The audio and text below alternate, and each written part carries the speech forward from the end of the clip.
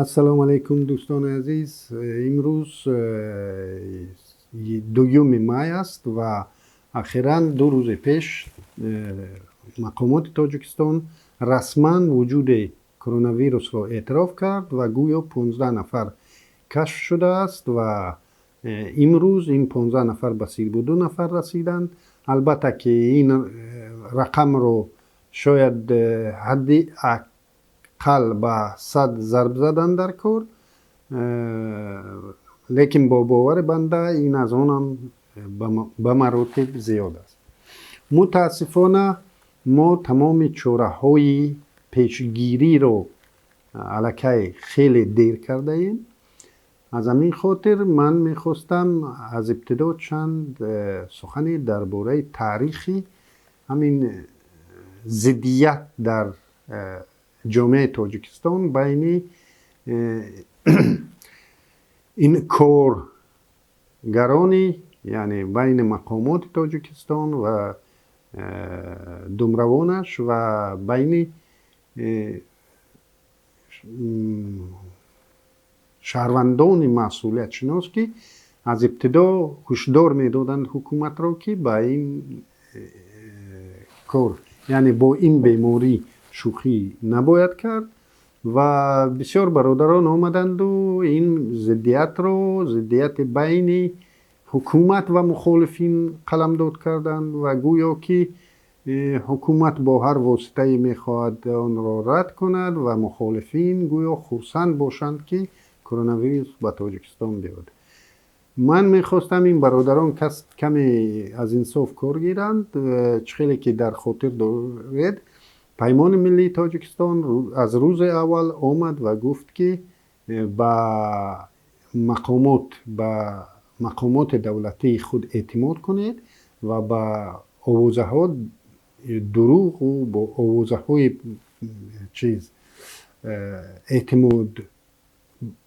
اعتمادشان شبهناک باور نکنید. خب و چون این بحران روز از روز چقورتر می شد و تلفات جانی زیاد شدن گرفت، جامعه تاجیکستان، مردم تاجیکستان اگر لکه با خبر شد چهره های یعنی شهروندانی که خود را یعنی موقع شهروندی داشتند، روزنامه‌نگاران مستقل، رسانه های مستقل که در صف پیش مبارزه قرار گرفتند آمدند و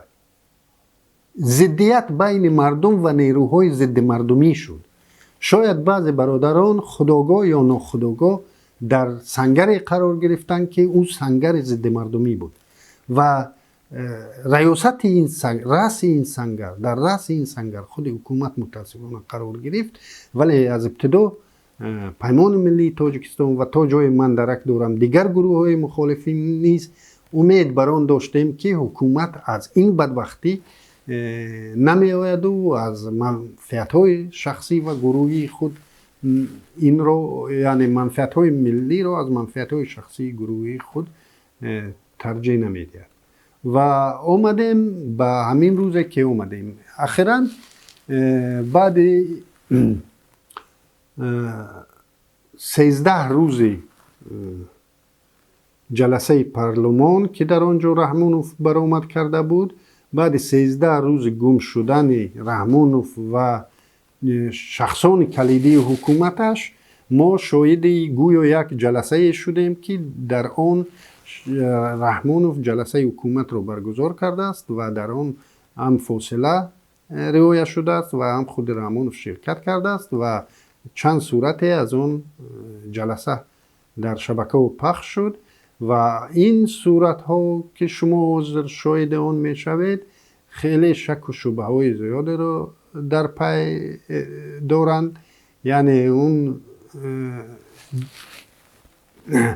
اول بیایید کمی یک سوال گذاریم. بینید این جلسه که امروز برگزار 30 اپریل برگزار گردیده است، یعنی امروز گوییم خطا نمیکنیم برگزار گردیده است. بینید فاصله بین آدم و گویا تامین شده است و ببینید 13 روز پیش که همه تاجیکستان الکی درک داشت، خود رحمونوف هم درک داشت و به خاطر اون حتی تا 17 ماه اپریل اینها ادعا داشتن که بیماری نیست و اینا لاف میزدن که 18 روز پایتخت رو با سیر و گشت عمومی با تنتنه جشن میگیرن، ولی 2 روز پیش از این جلسه این تصمیم را رد کردند. با اون خاطر با باور بنده در همین روزها الکی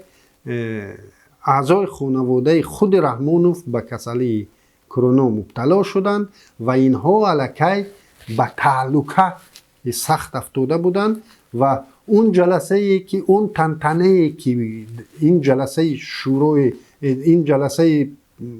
پلاتوی پارلمان که در آن وارث تخت تعیین میشد باید خیلی پردبدبه جشن میگرفته میشد و روز دیگر هم دبدبه کلام میشد، لیکن چون اعضای خانواده مبتلا شدند اینا دیگر به تعلقه افتادند و این جلسه خیلی خیره اگر گوییم به تاجیکی گذشت، خیلی الکی تعلقه در الکی واهمه اسم شد و بعد برگزاری جلسه رئیس یعنی پرزیدنت کشور با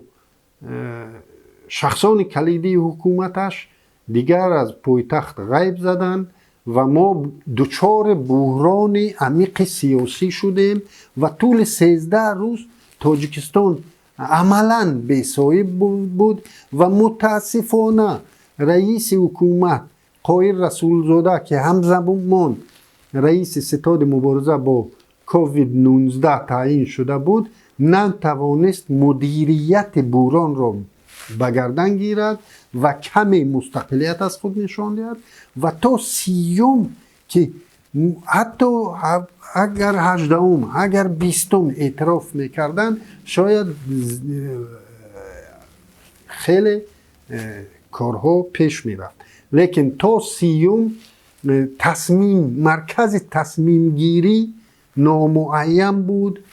چون تجربه این حکومت آن بود که هیچ کس نمیتواند از پیش خود حتی سروزیر نمیتواند یک قرار درباره دانشجویان را جواب دادن یا خوانندگان را از مکتب جواب دادن، چنین وکالت چنین صلاحیت را صاحب نبود. ما مجبور شدیم که آمدیم تا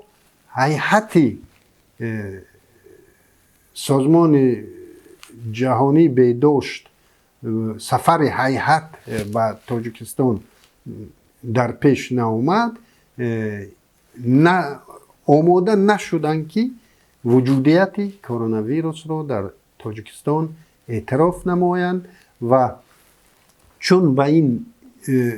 چون مجبور شدند اعتراف کنند ما اومدیم روز دیگر رحمونوف گویا باز برمیگردیم همون جلسه. رحمونوف گویا جلسه برگزار کرد و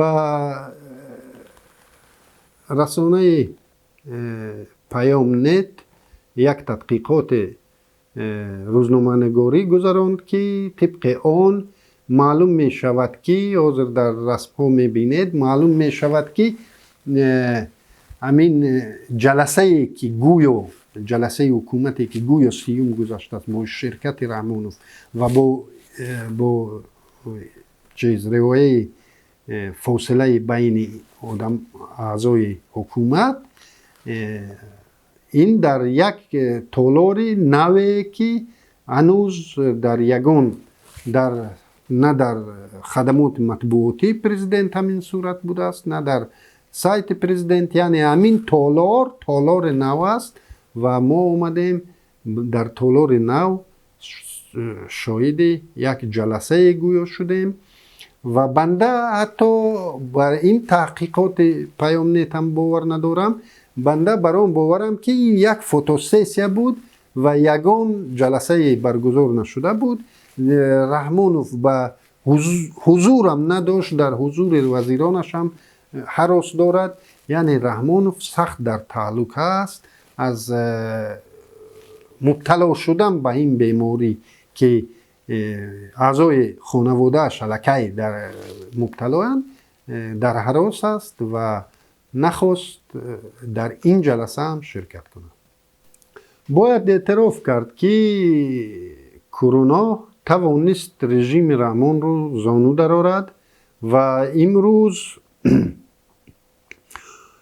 ما دیگر دچار بحران عمیق سیاسی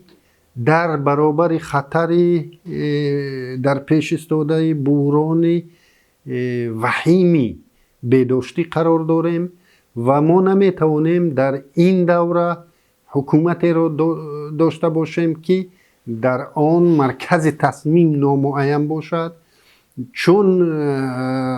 مراجعت من به رحمانوف، چون رژیم را در طول 28 سال جاری کردی که یک خودت قرار میگیری یا بیا مسئولیت را به گردن گیر و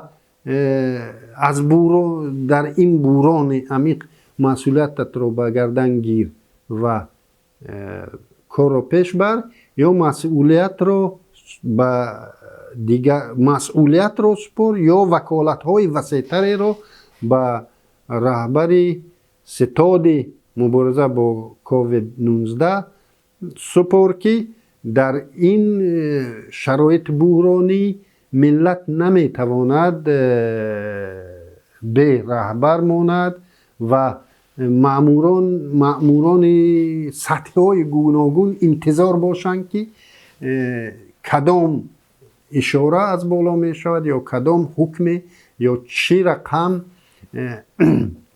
آمار اجازت پخش شدن دارد و چه رقم آمار اجازت پخش شدن ندارد. این بسیار این بازی با قسمت مردم است و ما ملت نباید گذارد که امروز بیایند و مسئولیت را از گردن ساقط کنند و باز پگه بیایند و نجات بخش ملت شوند.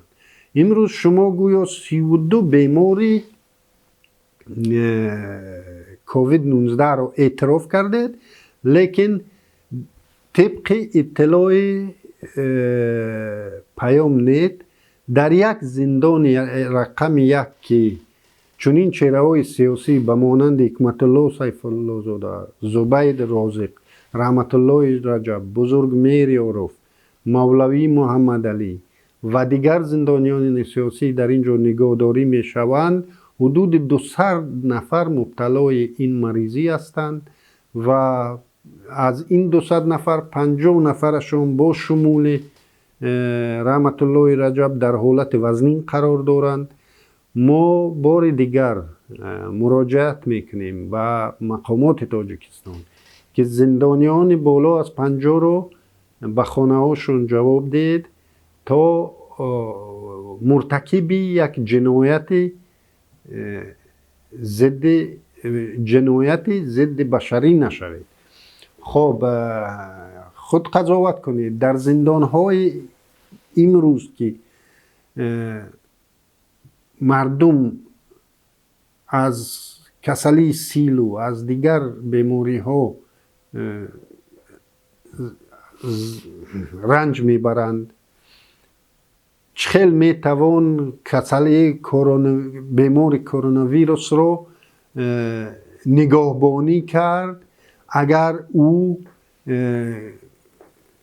امروز از خوردن خوراک، از آشامیدن آب و دیگر مایه ها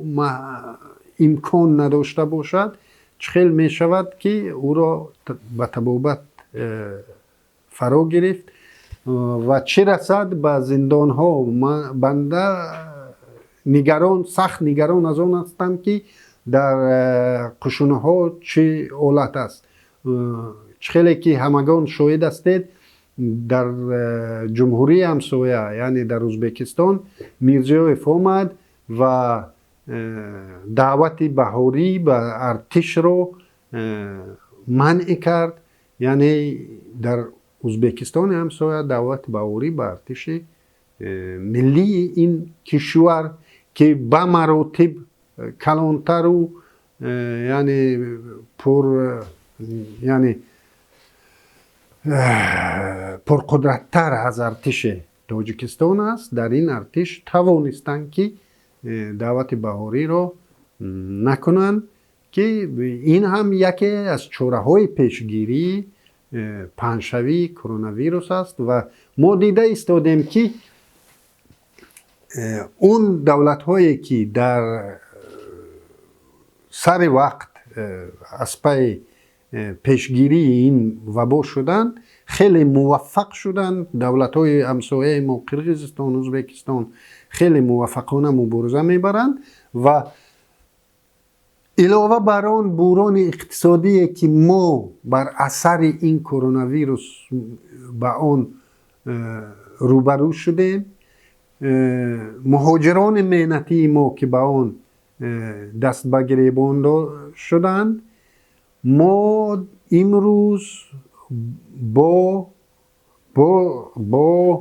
سرسختی این حکومت، با اعتراف نکردن این بیماری و روز رسیدیم که شاید در نزدیکترین فرصت، شاید تا 1 ماه تا 2 ماه دیگر اگر بین دولت های دیگر به مانند قرقیزستان، ازبکستان، قزاقستان و روسیه مرزها گشوده شود، میترسم که بین تاجیکستان و روسیه و تاجیکستان دیگر کشورها بر اثر این سیاست خردمندانه جناب شما ما خیلی طولانی تر در انزوای جهانی، نه فقط در مشترک المنافع، در انزوای جهانی قرار میگیریم و من هراس دارم که این باعث بحران شدید اقتصادی می شود که امروز الکی ما با این بحران مواجه شده ایم و حکومت تمام مسئولیت را از گردنش ساقط کرده است و امروز می آید رحمانوف با وزیرانش میگوید که من معاشم را به مبارزه با این وبا اختصاص میدهم. خب باشد، مبارزه و خیلی خوب، معاش شما اونقدر کم هم نیست، لیکن بیاید پیش از آنی که معاش خود رو به این اختصاص دید، شما بیاید امان زیاده 100 میلیون دلار یاردم پولی که جهان به تاجیکستان داده است، امان رو ضامن شوید که امان به یغما برده نشود. بیاید از همان شفاف به ملت حسابات دهید. بیاید وزیر کارهای داخلی امروز خود و زیردستانش را مجبور کردن دارد که 50% معاشش را به مبارزه اختصاص دهند. او جناب بیایید امین معاشتان رو خوب است به یگان مقصد دیگر در مبارزه امین با امین مریضی استفاده برید، لیکن بیایید خودتان امون بینید. وزارت کارهای داخلی امروز آمده است به یک سیس تبدیل شده است و در تاجیکستان به دزینفکسیون مشغول است و بنده برام باورم که این بجز پولشویی دیگر یگان مقصد همین دزینفکسیون ندارد. راههای مرکز شهر را که از آن راههای ماشین گذر شهر را ساعتهای 2 و 3 شب دزینفکسیون میکنند و تا به همین روز در خلورامین و خلورافرم زیاده از $100,000 آبولای کرده شده است و باور کنید که در بیرون اگر امین ویروس اگر بیگه در بیرون در بالای زمین، در بالای اسفالت زمین، یعنی در بالای راه ماشینگرد اگر غلطید هم باور کنید تا سحر او نمیموند در آنجا و ضرورت به دزینفکسی اونجا نیست. شاید همان بازارها و دیگر مکانهای بازار را محکم کردید و اون را دزینفکسی میکنید. در اونجا یگان کس از پگاه در آمدنی نیست چی ضرورت دزینفکسیون است که در حد اکثر در طول 3 شبانه روز این ویروس از همون بازار خودش گم می شود، میمورد، گم می شود. یعنی این همش آب و لای کردنی اون مبلغی که برای ملت پیش بینی شده است، برای سلامتی ملت پیش بینی شده است. رمضان رحیم زاده می آید و معاش 50% معاشش رو به اینجا اختصاص می دهد و $50,000 را از آنجا به کیسهش می زند. خب بهترین اقدامی که این مقامات امروز در مبارزه با این وبا به ملت پیشکش کردنی اند. خب میخواستم در آخر به یک نکته دیگری دقت دوستان رو جلب کنم. البته بنده متخصص سوای طب نیستم، سوای ویروسولوژی نیستم، لیکن من در قطار دیگر شهروندان تاجیکستان متخصص در یک سوای هستم، متخصص خیلی ورزیده هستم و اون سوای رمونولوژی نام دارد و در این سوای من متخصص بقوت هستم. و امروز من میخوام کمی درباره چاره‌های پیشگیری رو با شما به میان گذارم. دیروز به فکرم دیروز بود وزیر تندرستی تاجیکستان که تا 30 اپریل اصلا اعتراف نمی کرد که کرونا ویروس در تاجیکستان وجود دارد و امروز آمد و میگوید که 1532 نفر مبتلاها رو کشف کرده است. میآید و میگوید که مردم ماسک پوشی رو نمیدانند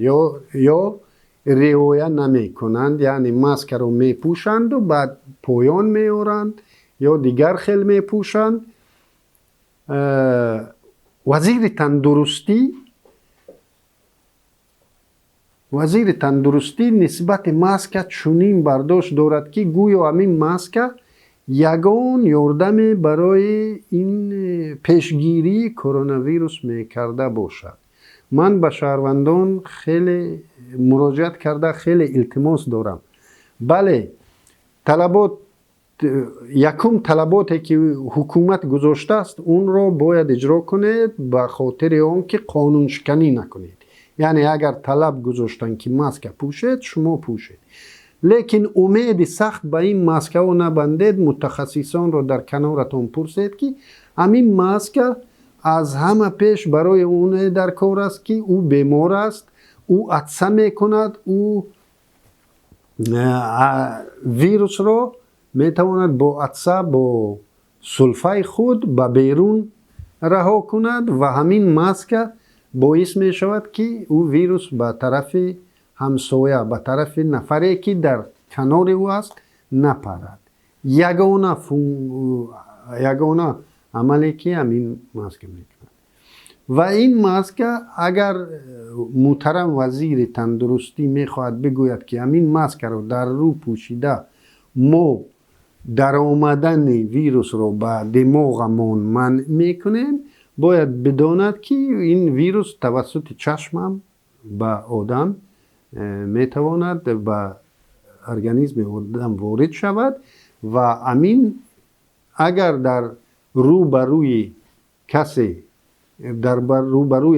عطسه زد یا سلفه کرد، همین ماسک یگان یاردم نمی کند. این ماسک و دزینفکسیا این یک خودنمایشی باشند، هم دزینفکسیا باشد هم ماسک باشد. دزینفکسیا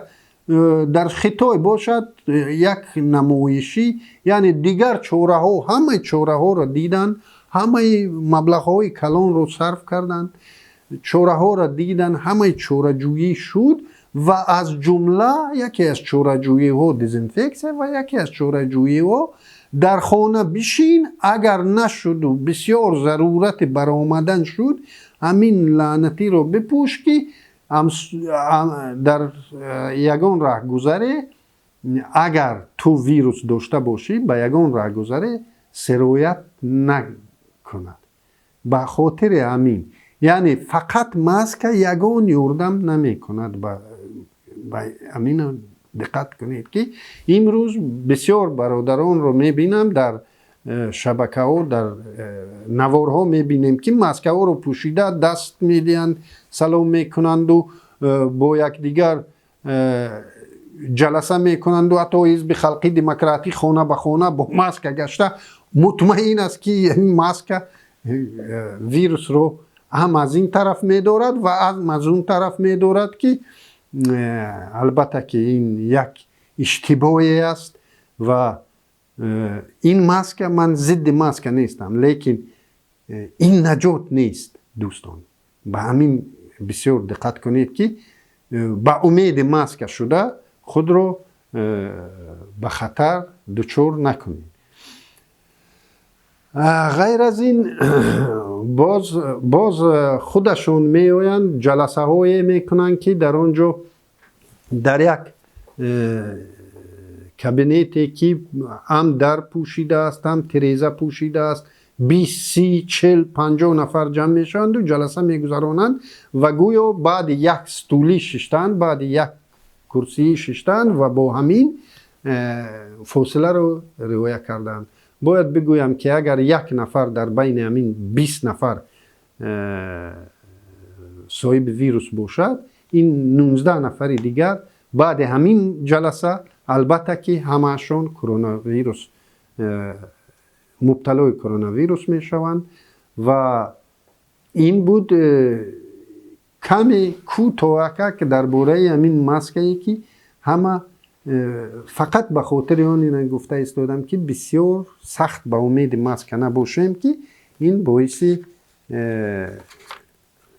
خطر، ایجاد خطر برای همگان می شود. اگر ما سخت باور کنیم که ماسک ما رو از همه چیز نجات میدهد و با این باور باشیم که ما با ماسک الکی بی خطر شدیم و این به ما خطر وارد میکنه. خب یک پیامکی که در شبکه ها پخش شده است و در مسنجر ها به مردم روان میکنند، من میخوام اون رو خوانم. از پگو سر کرده قاعده های نوع ارتباط پیدا میشوند، همه زنگ ها ثبت کرده میشوند، همه ثبت های زنگ تلفن ثبت میشوند، همه پیام ها و زنگ ها از سایت ها ثبت میشوند و همین خیل چند بند رو نوشته است، همه تون شاهد اون هستید. این یک بار دیگر نشون میدهد فلج شوی همین حکومت، همین مقامات رو که اینها نگران سخت شدن که همون نوارهایی که شما به بیرون روان کردید و از جمله باعث شد که ما اینا رو مجبور کنیم اینا وجودیت کرونا ویروس رو اعتراف کنند و ما کمی هم باشد از این وبا خود رو به خطر گردانیم. محض همکاری شما با رسانه های خبری بود و باور کنید که اگر امین پیامک رو به همه شما خود وزارت کارهای داخلی، کمیته امنیت ملی فرستاده است، بدانید که اونها همه این گپایی که اینجا آوردند قادر نیستند این را پیاده سازند. برای همین این را نوشتند. اگر اونا قدرت می داشتند همه این را پیاده سازند، اونا این پیامک را به شما روان نمی کردند. از همین خاطر من از شما دعوت می کنم که از چی دیگر ترسیم؟ اینا ما را به خطر خیلی جدی مواجه کردند که این خطر به جان هزارها آدم تهدید میکند و ما باید هر خیلی مسئولیتانه همه اون اطلاعی که پیدا میکنیم، نوار میکنیم، دیگر اطلاعی که داریم، ما نگذاریم که اینها ما رو ترسونند با چنین پیامک‌های افسانوی و نگذارند که شما با رسانه‌های خبری با بیرون تماس بگیرید، با خش تبار تماس بگیرید، خش تبار رو هشدار دهید. یعنی اینا نمیخوان که شما با خش تبار هشدار دهید. امروز اینا اعتراف ندارن که در بدخشان کرونا ویروس است. امروز الکی شعبه انفکسیونی بیمارستان شهر خوروخ پر از بیمار است و دیگر منطقه های بدخشان هم خیلی مریضی کرونا ویروس اونجا هم خیلی زیاد شیوع کرده است و اینها اعتراف کردنی نیستند، ولی من از همه شما دعوت میکنم که به همین افسانه های اینها که میخواهند در دل ما و هم هراس را گیر کنند باور نکنید، نوار بردارید. همه اون اطلاعی که اینها میخواهند از ما پوشانند ما باید اون را به بیرون براریم. ما دیگر مجبور هستیم که خودمون دست به کار شویم و نگذاریم که مردم ما قربان منفعت های گروهی یک گروه کوچک باشد، گرچنده که بعض برادرانی که جانبدار این گروه هستند، جانبدار این رژیم هستند، گرچنده که شما جانبدار هم باشید، باور کنید که این خطر به عائله های شما، به نزدیکان شما هم تهدید میکند و بیایید امروز اعتراف کنیم که رژیم به یک جنایت سنگین ضد مردمی دست زد، به یک خیانت ضد ملی دست زد و من با گم شدن رحمانوف و مقامدارانش من دعا میکنم که اونها سلامت باشند و به سلامت از این بیماری برآیند. چرا؟ چون که اونها باید در نزد ملت، در نزد قانونی که ملت روز اینها را به جوابگری میکشد، باید در نزد امان جواب دهند، نه در نزد کرونا ویروس. تشکر از دقتتان.